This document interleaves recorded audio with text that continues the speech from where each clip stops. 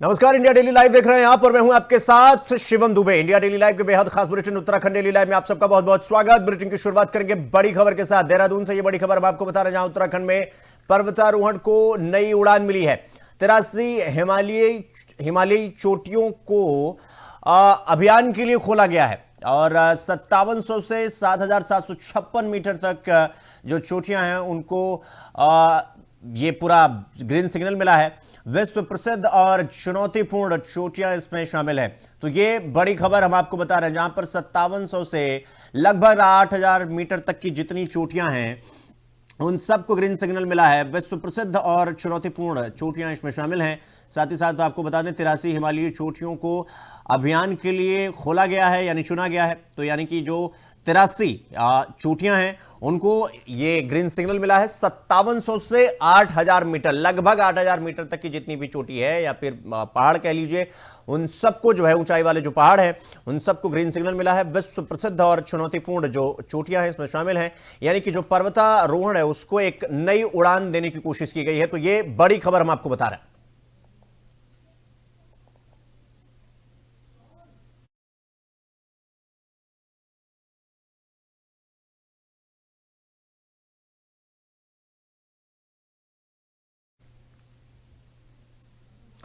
तो रुक करेंगे अगली खबर की ओर। देहरादून से बड़ी खबर आपको बता रहे हैं, जहां हिमाचल प्रदेश की रोडवेज बस नेरवा से कुमाऊं जा रही थी और अचानक अनियंत्रित होकर गहरी खाई में जा गिरी। इस हादसे में 3 लोगों की मौत हो गई, जबकि 30 यात्री इस पूरी घटना में घायल हुए हैं। रेस्क्यू और बचाव कार्य टीम जो है तुरंत मौके पर पहुंची और सभी घायलों को अस्पताल पहुंचाया। आपको बता दें कि अधिकारियों के मुताबिक राहत और बचाव कार्य लगातार किया गया और मुख्यमंत्री पुष्कर सिंह धामी ने हादसे पर गहरा शोक भी व्यक्त किया। घायलों के शीघ्र स्वस्थ होने की कामना की है मुख्यमंत्री ने। प्रशासन ने यह भी कहा है कि दुर्घटना के कारणों का पता लगाया जा रहा है कि आखिर ये जो दुर्घटना हुआ, बस खाई में गिरी, क्यों गिरी, कैसे गिरी, किन लापरवाहियों के चलते ये सारी दुर्घटना हुई और भविष्य में ऐसी घटनाएं कैसे रोकी जा सकती हैं, इसके लिए भी तमाम कदम जो है वो प्रशासन की तरफ से उठाए जा रहे हैं। तो ये बड़ी खबर हम आपको बता रहे हैं, जहां पर 3 लोगों की मौत हुई है। बस जो है खाई में गिरी है। ये तस्वीरें आप देख सकते हैं कि कितनी ऊंचाई से बस जो है वो खाई में गिरी है। हालांकि आपको बता दें कि पास देने के चक्कर में बताया जा रहा है कि हादसा हुआ है, लेकिन सवाल तमाम तरीके के खड़े हो रहे हैं कि इस तरह की लापरवाही कैसे की जा सकती है।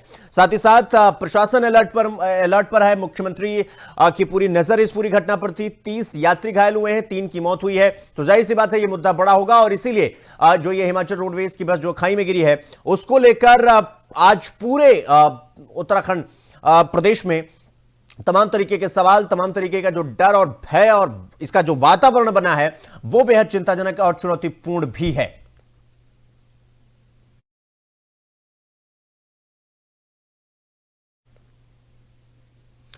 तो देहरादून में उत्तराखंड के मुख्यमंत्री पुष्कर सिंह धामी ने सचिवालय में एक महत्वपूर्ण समीक्षा बैठक की। यह बैठक ग्लोबल इन्वेस्टर्स समिट के दौरान राज्य सरकार और विभिन्न निवेशकों के बीच हस्ताक्षरित समझौता ज्ञापनों यानी एमओयू को लेकर आयोजित की गई। मुख्यमंत्री ने सभी संबंधित विभागों से अब तक के हुए कार्यों की विस्तृत यानी विस्तार पूर्वक जानकारी ली और एमओयू को समयबद्ध तरीके से यानी समय रहते इस पूरे एमओयू को धरातल पर उतारने के निर्देश भी मुख्यमंत्री की तरफ से दिए गए। उन्होंने कहा कि निवेशकों का जो भरोसा है उसे बनाए रखना है और यह सरकार की पहली प्राथमिकता होनी चाहिए और इसके लिए सभी प्रक्रियाओं को सरल और पारदर्शी बनाया जाए। मुख्यमंत्री ने अधिकारियों को निर्देशित किया कि जिन परियोजनाओं पर काम शुरू हो चुका है उन्हें समय रहते यानी समय सीमा में पूरा किया जाए, जबकि जो एमओयू बचे हैं जो अभी जमीन पर यानी धरातल पर नहीं उतर पाए उन्हें तेजी से उन पर काम किया जाए, कार्रवाई किया जाए और उसको जमीन पर उतारा जाए। बैठक में राज्य में निवेश, रोजगार सृजन और औद्योगिक विकास को लेकर विस्तार पूर्वक चर्चा की गई। इस बैठक में, जो कि इस तस्वीर में आप देख सकते हैं, उत्तराखंड के मुख्यमंत्री पुष्कर सिंह धामी ने जो भी एमओयू साइन हुए थे उनको जो है धरातल पर उतारा जाए, कैसे उतारा जाए, किस तरह से उतारा जाए, उनमें कौन कौन सी समस्या आ रही है उसका कारण पता करके उसका निवारण किया जाए और जो एमओयू पूरा मसौदा था अगर ये जमीन पर उतर गया है तो फिर उनको किसी भी प्रकार की कोई समस्या ना आए, कोई भी चुनौती ना झेलनी पड़े। इसके लिए भी मुख्यमंत्री ने तमाम अधिकारियों को आदेश दिए, निर्देश दिए कि किसी प्रकार की समस्या किसी को ना आने पाए और जो वादे के मुताबिक जो एमओयू किए गए हैं उनको जमीन पर, उनको धरातल पर उतारा जाए। तो इस खबर पर हमारे साथ अजय पांडे, ब्यूरो चीफ उत्तराखंड, हमारे साथ जुड़ गए हैं। अजय जी, जिस तरीके से आज ये बैठक हुई और बैठक में मुख्यमंत्री ने तमाम अधिकारियों को निर्देश दिया कि जो एमओयू साइन हुए हैं उन पर काम किया जाए, जो उतर चुके हैं उनको क्या समस्या आ रही है इसका कारण पता करके निवारण किया जाए, और जो उतरने वाले हैं उनको क्या समस्या आ रही है वो पता किया जाए। और क्या कुछ जानकारी इस पूरे मीटिंग से निकल कर आई, थोड़ा विस्तार से बताइए अजय जी। देखिए शिवम, मुख्यमंत्री पुष्कर सिंह धामी की अध्यक्षता में सचिवालय में आज एक बैठक हुई और इसमें ग्राउंडिंग क्रियान्वयन की प्रगति की समीक्षा की गई है। और मुख्यमंत्री पुष्कर सिंह धामी ने कई दिशा निर्देश भी अधिकारियों को दिए हैं। और इसमें जो मैं आपको बता दूं कि दिसंबर 2023 में ये ग्लोबल इन्वेस्टर समिट का आयोजन किया गया था और प्रधानमंत्री नरेंद्र मोदी ने इसका उद्घाटन किया था। बिल्कुल। और इस इन्वेस्टर समिट में 1779 जो एमओयू संपादित किए गए थे और इसमें 3,57,000 करोड़ से अधिक के एमओयू पर हस्ताक्षर हुए हैं। और अब तक जो स्थिति है 1,06,000 करोड़ रुपए से अधिक के एमओयू की जो ग्राउंडिंग है वो अब पूरी हो चुकी है।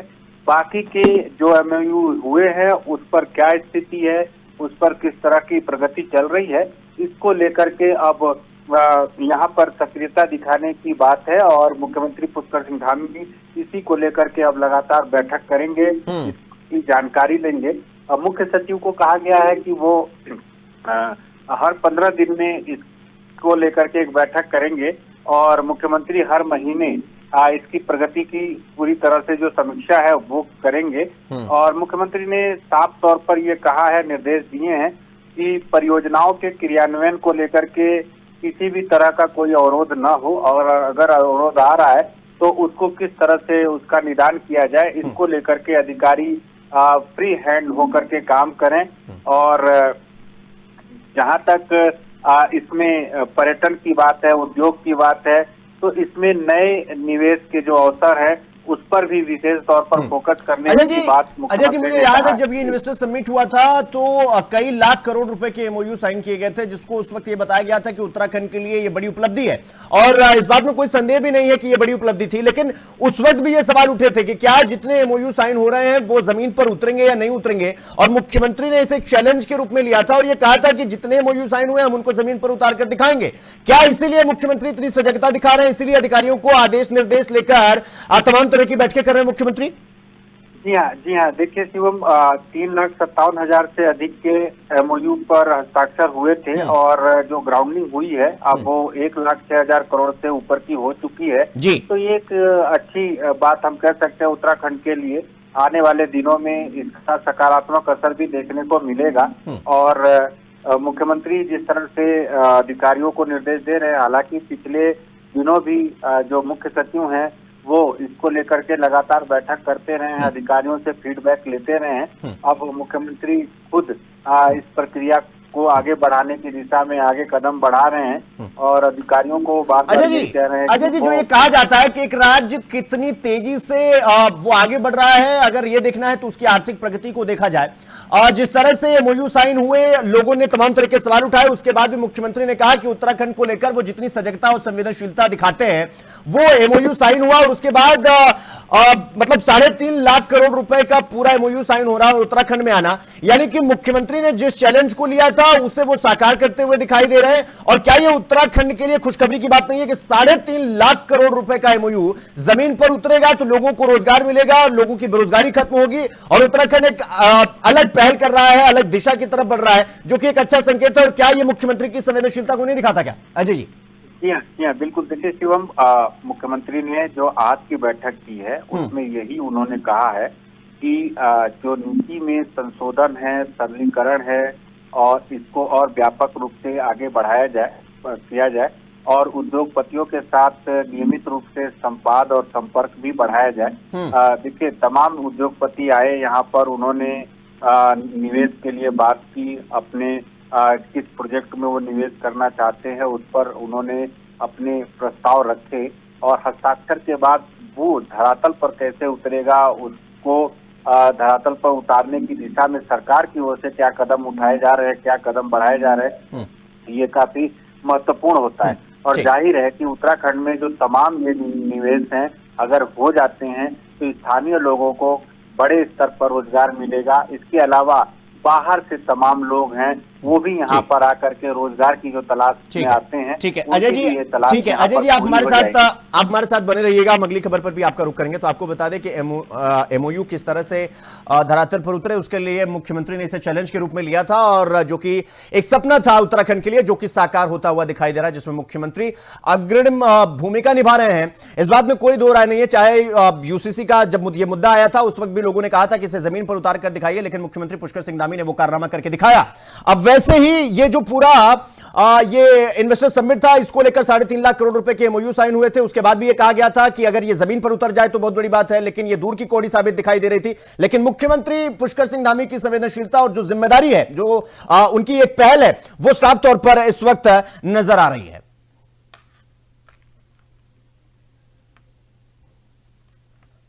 तो अब रुक करेंगे अगली खबर की ओर। देहरादून से ये खबर हम आपको बता रहे हैं, जहां उत्तराखंड के मुख्यमंत्री पुष्कर सिंह धामी ने राज्य में कानून व्यवस्था को लेकर सख्त निर्देश जारी किए हैं। उन्होंने कहा कि अपराधियों के खिलाफ सख्त कार्रवाई होगी और आम नागरिकों के साथ संवेदनशीलता और मानवीयता बनाए रखना बहुत जरूरी है। मुख्यमंत्री ने लैंड फ्रॉड के मामले में कठोर कानून बनाने और भूमि से जुड़े अपराधों में संलिप्त लोगों को बख्शा न जाने का निर्देश दिया।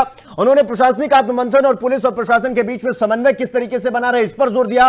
राजस्व व्यवस्था की समीक्षा के दौरान मुख्यमंत्री ने वैकल्पिक राजस्व स्रोत बढ़ाने और मामले में देरी न होने के निर्देश दिए। उन्होंने जन शिकायत निवारण को सर्वोच्च प्राथमिकता देते हुए कहा कि मुख्यमंत्री घोषणाओं का 100% क्रियान्वयन सुनिश्चित किया जाए।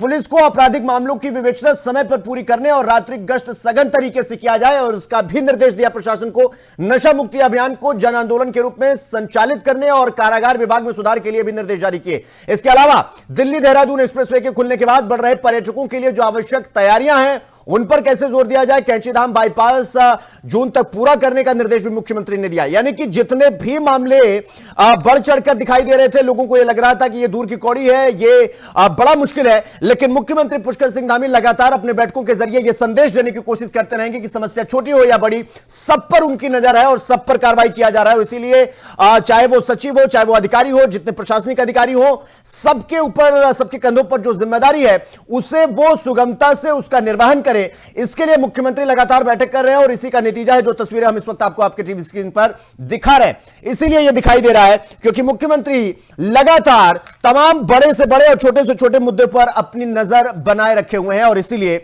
यह तस्वीर आपको देखने को मिल रही है जहां पर मुख्यमंत्री एक के बाद एक, छोटा हो या बड़ा, लगातार बैठक करके सभी मुद्दों पर आदेश से लेकर निर्देश तक जारी कर रहे हैं तमाम अधिकारियों को।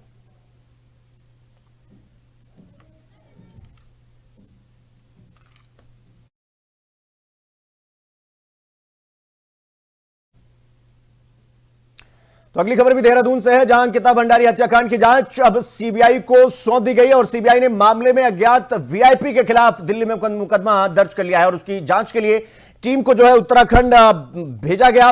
और यह विवाद तब उठा जब पूर्व विधायक सुरेश राठौर और उर्मिला सनावर के वायरल ऑडियो सामने आए थे, जिसने मामले की संवेदनशीलता बढ़ा दी थी। मुख्यमंत्री पुष्कर सिंह धामी ने 9 जनवरी को इस मामले में सीबीआई जांच की संस्तुति दी थी, और अब उम्मीद है कि सीबीआई की गहन और निष्पक्ष जांच से सच्चाई सामने आएगी और न्याय सुनिश्चित होगा। आपको बता दें कि जिस तरीके से विपक्ष लगातार सीबीआई की जांच को लेकर और जांच की जो एक तरीके से क्या हायरार्की है उसको लेकर तमाम तरह के सवाल खड़े हुए, और इस बीच ये खबर आई। तो इस खबर पर हमारे साथ अजय पांडे, ब्यूरो चीफ उत्तराखंड, लगातार बने हुए हैं। अजय जी, जो अंकिता भंडारी का जो मामला है वो फिलहाल किस तरफ जाता हुआ दिखाई दे रहा है, ये जांच कहां तक पहुंची, और विपक्ष जो तमाम तरीके का आरोप प्रत्यारोप कर रहा है वो क्या चाहता है, थोड़ा विस्तार से बताइए अजय जी। देखिए शिवम, अंकिता भंडारी हत्याकांड में सीबीआई जांच की मांग लगातार लंबे समय से हो रही थी। अब मुख्यमंत्री पुष्कर सिंह धामी ने सीबीआई जांच की संस्तुति की, उसके बाद से अब सीबीआई हरकत में आ गई है और सीबीआई ने इस मामले की जांच शुरू कर दी है। और सीबीआई ने दिल्ली में एक मुकदमा दर्ज किया है जिसमें अज्ञात वीआईपी का नाम दर्ज किया गया है, क्योंकि एक वीआईपी को लेकर के इस घटनाक्रम में नाम आ रहा था। वो वीआईपी कौन है, अब इस जांच के बाद ये क्लियर होगा, क्योंकि सीबीआई ने अभी मुकदमा दर्ज किया है अज्ञात वीआईपी के खिलाफ, और अब देहरादून में सीबीआई की टीम पहुंच रही है और यहाँ पर भी जो पुराने रिकॉर्ड है उसको देख रही है और उसके बाद से जो 3 आरोपी थे, इन तीनों आरोपियों की कोर्ट में सरकार ने पूरे तरीके से पैरवी भी की। उसके बाद न्यायालय की ओर से इन तीनों आरोपियों को आजीवन कारावास की सजा भी हुई है। अब चूंकि जाहिर है कि जब ये मामला, ये ऑडियो वायरल हुआ था, पूर्व विधायक सुरेश राठौर और उनकी एक जो कथित पत्नी कह रही हैं अपने आप को, इन दोनों के बीच में बातचीत का जो ऑडियो था वो वायरल हुआ था और उसके बाद से विवाद फिर से बढ़ा और फिर से अंकिता भंडारी हत्याकांड की सीबीआई जांच की मांग सामने आई। मुख्यमंत्री ने इस पर गंभीरता से देखते हुए निर्णय लिया, सीबीआई जांच की संस्तुति की। अब सीबीआई इस पूरे मामले में जांच कर रही है और जाहिर है कि इस वीआईपी को लेकर के चर्चा चल रही थी या इस पूरे मामले में पूरी तरह से अंकिता के परिजनों को, अंकिता को न्याय नहीं मिल पाया था, तो अब सीबीआई जांच के बाद ये सारा मामला फिर से खुलेगा। इस मामले में गहराई से जांच होगी और उसके बाद से ये क्लियर होगा कि किस वीआईपी को लेकर के यहाँ पर चर्चा। नहीं तो अजय जी, जिस तरह से ये मामला तूल पकड़ा, उसके बाद बड़ी कड़ी मशक्कत के बाद जो है सीबीआई संस्तुति दी मुख्यमंत्री पुष्कर सिंह धामी ने। सवाल ये उठा कि भाई सीबीआई की जांच किस तरीके से हो रही है, कहां हो रही है, उसकी क्या प्रोग्रेस रिपोर्ट है, ये सार्वजनिक किया जाना चाहिए। विपक्ष ने भी ये मांग किया कि भाई कहां तक पहुंचा मामला, क्या सिर्फ कागजी सीबीआई जांच का आदेश दे दिया गया या जमीन पर उतर रहा है या नहीं। तो मतलब ये जो पूरा मामला है, ये तो जाहिर सी बात है कि जब तक ये किसी पड़ाव पर नहीं पहुंचेगा तब तक ये सवालों की बौछार होता रहेगा। और ये कब तक अभी ये चलने वाला, अभी मतलब क्या लगता है कितना समय लग सकता है? जी देखिए शिवम, जो सवाल है वो सीबीआई जांच की संस्तुति के बाद से ही उठ रहा था और विपक्ष की ओर से भी इस बात को लेकर के तमाम सवाल उठाए गए थे। हाल के दिनों में कांग्रेस के प्रदेश अध्यक्ष गणेश गोदियाल भी इस बात को लेकर के सवाल उठा रहे थे कि मुख्यमंत्री पुष्कर सिंह धामी ने सीबीआई जांच की संस्तुति तो कर दी है, लेकिन वो अब तक मामला कहां तक आगे बढ़ा है, क्या सीबीआई की टीम हरकत में आई है कि नहीं आई है, या केवल कागजी जांच के लिए आदेश दिए गए हैं। तो अब चूंकि ये सार्वजनिक हो गया है, सीबीआई की टीम अब देहरादून और दिल्ली दोनों जगहों पर जांच पड़ताल में जुट गई है और सीबीआई की टीम ने दिल्ली में मुकदमा नए सिरे से दर्ज किया है और इसके बाद से अब ये क्लियर होगा कि कौन कौन लोग और हैं जिनको, या कौन से ऐसे तथ्य हैं जिनको छुपाने का प्रयास किया गया था। हालांकि 3 लोगों के खिलाफ जो कार्रवाई बड़ी हुई, तीनों को आजीवन कारावास की सजा भी हुई है। जहां तक समय की बात है तो अभी समय सीमा कोई निर्धारित नहीं किया गया है। सीबीआई को ये पूरा मामला जांच करने के लिए दे दिया गया है। अब ये सीबीआई के पाले में है कि सीबीआई कितने समय में जांच करती है, जांच के बाद क्या रिपोर्ट न्यायालय में प्रस्तुत करती है और सामने क्या क्या तथ्य निकल करके आता है, ये देखने वाली बात होगी। लेकिन इतना जरूर है कि जो लोग सवाल उठा रहे थे, जो लोग मांग कर रहे थे और सरकार की ओर से जो पहल थी, ये अब सब कुछ सामने है, सब कुछ साफ साफ दिखाई दे रहा है। अब इसमें आगे की कार्यवाही, क्योंकि न्यायिक प्रक्रिया के तहत आगे क्या होता है और सीबीआई की ओर से क्या रिपोर्ट पेश की जाती है, ये देखने वाली बात है। ठीक है अजय जी, आप हमारे साथ बने रहिएगा, हम अगली खबर पर भी आपका रुख करेंगे।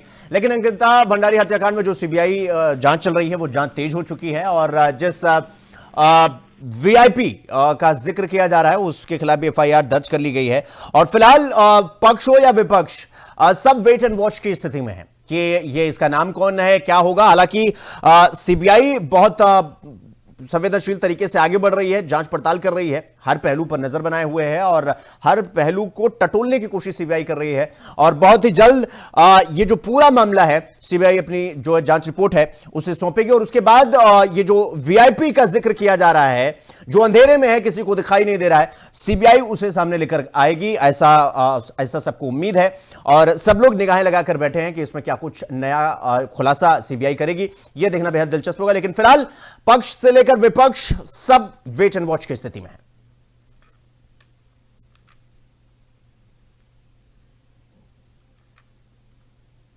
तो अब रुक करेंगे अगली खबर की ओर। थराली के नारायणगढ़ विकासखंड में सोमवार को पहली बार बीडीसी बैठक ब्लॉक सभागार में संपन्न हुई। बैठक में सड़कों की दयनीय स्थिति पर जनप्रतिनिधियों ने संबंधित विभागीय अधिकारियों से तीखे सवाल किए, जिनका जवाब देने में अधिकारी असहज नजर आए, मतलब वो असहज महसूस कर रहे थे। लोक निर्माण विभाग के गोलमोल जवाबों और खराब सड़कों को लेकर जनप्रतिनिधियों ने कड़ी नाराजगी जताई। बैठक का शुभारंभ जिला परियोजना निदेशक आनंद सिंह और विधायक भूपाल राम टमटा ने किया, जबकि ब्लॉक प्रमुख गणेश चंदोला की अध्यक्षता में पंचायत प्रतिनिधियों ने विभिन्न विभागों ने अपनी समस्याओं को रखा।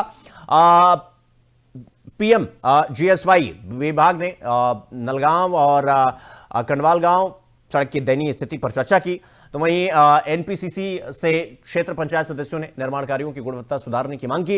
विधायक भूपाल राम टमटा ने सभी जनप्रतिनिधियों का स्वागत करते हुए नए पुलों और सड़कों के निर्माण के लिए 180 करोड़ की सड़क और पुल परियोजनाओं को अपने कार्यकाल की बड़ी उपलब्धि बताया। धन्यवाद आपका।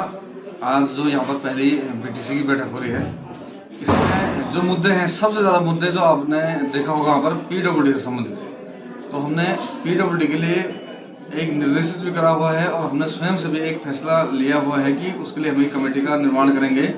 उस कमेटी में हम प्रधानों को रखेंगे, क्षेत्र पंचायत सदस्यों को रखेंगे, माननीय जिला पंचायत सदस्यों को रखेंगे। और वो कमेटी जो हमारी कई रोड हैं, जैसे यहाँ पर हमारा ब्लॉक मुख्यालय से जुड़ा हुआ गांव केवर है और हमारा और भी तमाम रोडें हैं जो अभी तक नहीं बन पाई हैं और अभी चुनाव बहिष्कार तक की नौबत है। चुनाव बहिष्कार हो जा रहा है रोड न पहुँचने के कारण। तो इसके लिए हम एक समिति का निर्माण करेंगे और वो समिति इस पर विशेष फोकस करेगी। रूप से विकासखंड नारायणगढ़ की ये पहली बीडीसी की बैठक थी, जिसमें हमारे तमाम जिला पंचायत के सम्मानित सदस्यगण, क्षेत्र पंचायत के सदस्यगण और हमारे प्रधानगण और तमाम विभाग के कर्मचारी अधिकारीगण इसमें मौजूद हैं। और क्योंकि पहली बैठक थी और मैं समझता हूँ कि जनप्रतिनिधियों में एक उत्साह भी था और कहीं न कहीं अपने क्षेत्र के प्रति, समस्याओं के प्रति उनके मन में एक ये भी था कि हम त्वरित गति से अपने कामों को कराएं। और निश्चित रूप से आज मैंने जो देखा, विशेष रूप से जो पीडब्ल्यूडी की जो सड़कों का मामला था वो सबसे ज़्यादा यहाँ पर आया है और उसके बाद पीएम जीएसवाई की भी सड़कों पर बात आई है। लेकिन ये निश्चित रूप से मैं ये कहना चाहूँगा कि ये पर्वतीय क्षेत्र है और इस समय आपदा से पूरा थराली हमारा प्रभावित रहा है और कहीं न कहीं उससे हमारी जो सड़कों की क्षति हुई है बहुत अत्यधिक हुई है। तो हम शासन स्तर पर इसके प्रस्ताव बनकर के एस्टिमेट। तो अब रुक करेंगे अगली खबर की ओर। हरिद्वार के उत्तराखंड संस्कृत विश्वविद्यालय में छात्राओं को आत्मरक्षा और सुरक्षा के विशेष सेल्फ डिफेंस ट्रेनिंग दी जा रही है। विश्वविद्यालय की ओर से आयोजित साप्ताहिक आत्म सुरक्षा प्रशिक्षण कार्यशाला में प्रोफेशनल्स कोच कराटे के दांव सिखाकर छात्राओं को हर परिस्थिति का सामना करने के लिए तैयार कर रहे हैं। कुलपति रमाकांत पांडे का कहना है कि यह प्रशिक्षण छात्रों को आत्मविश्वास और सुरक्षा का सही अनुभव देगा, जिससे वो किसी भी चुनौती का खुलकर निर्भीकता से सामना कर सकेंगे। विश्वविद्यालय के प्रयास से छात्राएं शारीरिक और मानसिक रूप से आत्मनिर्भर बनेंगी।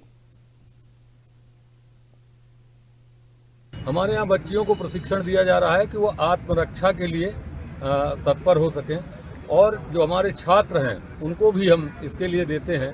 और चूंकि ये उत्तराखंड संस्कृत विश्वविद्यालय है, पूरी जो भारतीय संस्कृति है वो संस्कृति से निष्ठ यहाँ हम लोग प्रशिक्षण देते हैं, इसलिए कि हमारे जो बच्चे हैं, हमारे छात्र और छात्राएँ वो पूरे न केवल प्रदेश में बल्कि पूरे विश्व में अपने एक आइकन के रूप में कार्य कर सकें और पूरे समाज को वो प्रशिक्षित कर सकते हैं। और जैसा हम आजकल देख रहे हैं, समाज के विभिन्न क्षेत्रों में एक असुरक्षा की भावना व्याप्त है और इसको हम जेंडर न्यूट्रल रख रहे हैं, इसलिए क्योंकि आत्म सुरक्षा जितनी महिलाओं को चाहिए उतनी पुरुषों को भी चाहिए।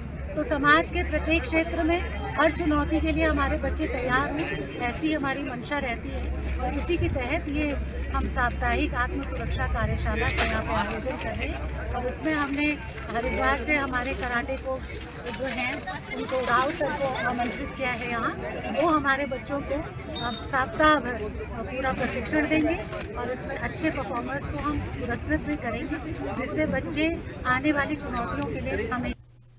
तो मसूरी की ऐतिहासिक और पर्यटन दृष्टि से महत्वपूर्ण कैमल बैक रोड के पुनर्निर्माण में प्रशासन ने रफ्तार बढ़ा दी है।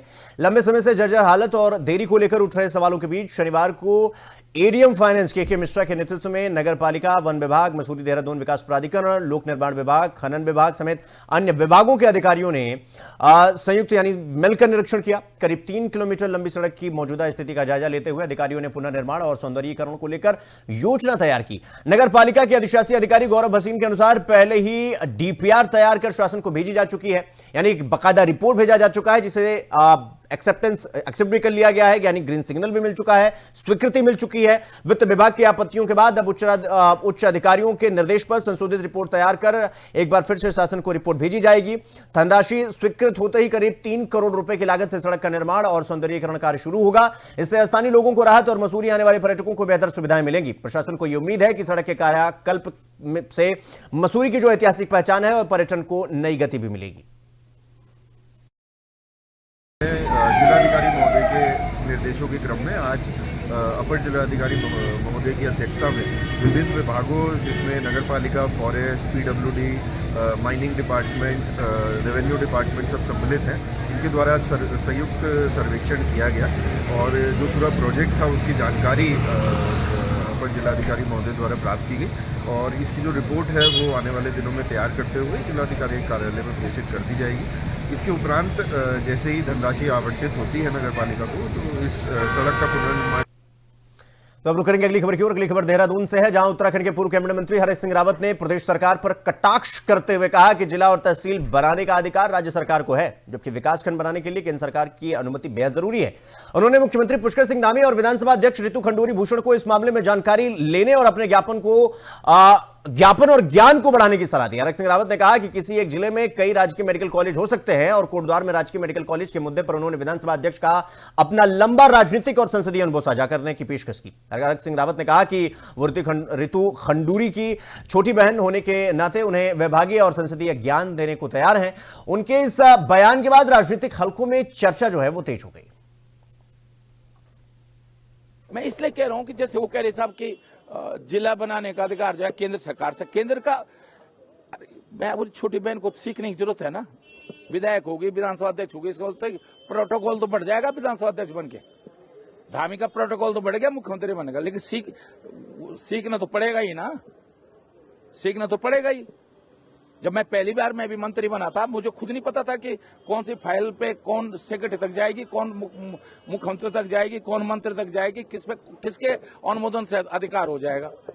तो अब मैं इसलिए कह रहा हूं कि जिला बनाने का अधिकार 100% प्रदेश सरकार को है, तहसील बनाने का अधिकार 100% प्रदेश सरकार को है, विकास खंड बनाने का अधिकार प्रदेश सरकार की सिफारिश पर। मैंने जैसे जिले बनाए, बागेश्वर जिला बनाया, एक झटके में जियो निकल गया, जियो बन गया, बागेश्वर बन गया, रुद्रप्रयाग बन गया, चंपावत बन गया। लेकिन कपकोट मैंने विकास खंड बनाना था, कपकोट एक ही दिन आदेश हुआ कपकोट को विकास खंड बनाने का भी, लेकिन वो केंद्र सरकार की जब तक उस पर अनुमति नहीं मिली वो विकास खंड नहीं बन पाया। तो विकास खंड बनाने में केंद्र सरकार का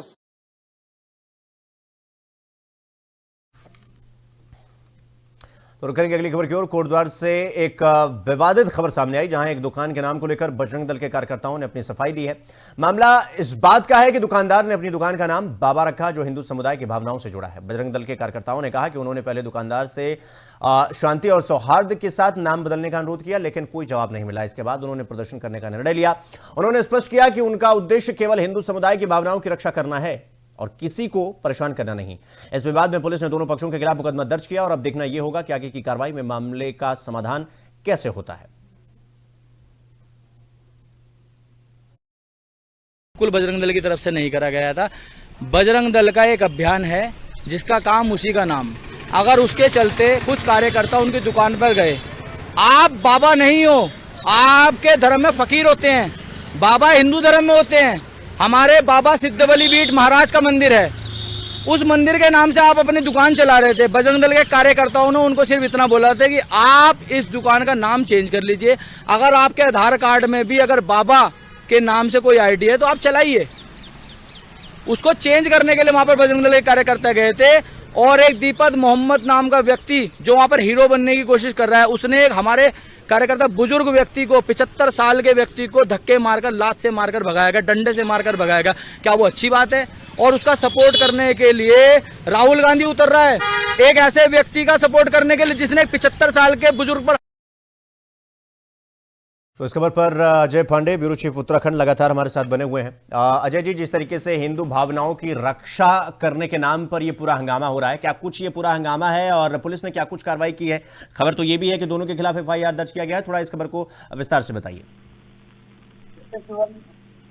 में एक कपड़े की दुकान में बाबा रखा गया था और उसके जो संचालक थे, जो मालिक हैं, वो मुस्लिम समुदाय के हैं। तो ऐसे में 26 जनवरी के दिन बजरंग दल के कुछ कार्यकर्ता वहां पर पहुंचे और उनसे ये कहा कि ये जो नाम है उसको हटा दिया जाए। इस बात को लेकर के वहां पर हंगामा हो गया और हालांकि तमाम लोग बीच बचाव में भी आए। एक हिंदू व्यक्ति जो थे दीपक, वो भी सामने आए और उन्होंने उस बाबा गारमेंट के तरफ से खड़े होकर के बोला और विवाद को सुलझाने का प्रयास किया। हालांकि बाद में विवाद ज्यादा बढ़ा और पुलिस ने अब दीपक के नाम पर और बजरंग दल के कार्यकर्ताओं के नाम पर दोनों लोगों के खिलाफ जो है मुकदमा दर्ज किया है। और इसके अलावा जो बाबा गारमेंट्स है उनसे भी ये कहा गया था कि वो अपना नाम बदल लें, क्योंकि इस बात को लेकर के विवाद है। लेकिन बाद में दोनों पक्षों की ओर से ये सहमति भी बनी थी कि वो नाम नहीं हटाएंगे, जो नाम है वो चलता रहेगा। फिर उसके बाद से लगातार फिर दोबारा ये विवाद बढ़ता जा रहा है और बजरंग दल के जो तमाम कार्यकर्ता हैं अब वो फिर इस बात को लेकर के अड़ गए हैं कि जो दुकान के मालिक हैं वो अपने दुकान का नाम बदल दें। इसी बात को लेकर के यहाँ पर कोर्ट द्वार में लगातार विवाद हुआ है और ये मुद्दा काफी आगे बढ़ गया है। और इस बात को लेकर के राहुल गांधी ने भी ट्वीट किया है और जो दीपक हैं जिन्होंने बीच बचाव किया था, उनके पक्ष में राहुल गांधी ने भी कहा है कि ऐसे ही व्यक्ति को की जरूरत है देश में, क्योंकि अगर इस तरह का वातावरण बनेगा तो आपसी सौहार्द और सद्भावना के लिए ऐसे लोगों की भी जरूरत है जो ऐसे सौहार्द बना करके रखते हैं। जी ठीक है अजय जी, बहुत बहुत धन्यवाद आपका हमसे जुड़ने के लिए और इस खबर पर जानकारी हमारे साथ साझा करने के लिए। दुकानदार और बजरंग दल के बीच में जो ये पूरा द्वंद्व हुआ उसको लेकर पुलिस दोनों पक्षों पर FIR दर्ज कर आगे की जांच पड़ताल करने में जुट गई।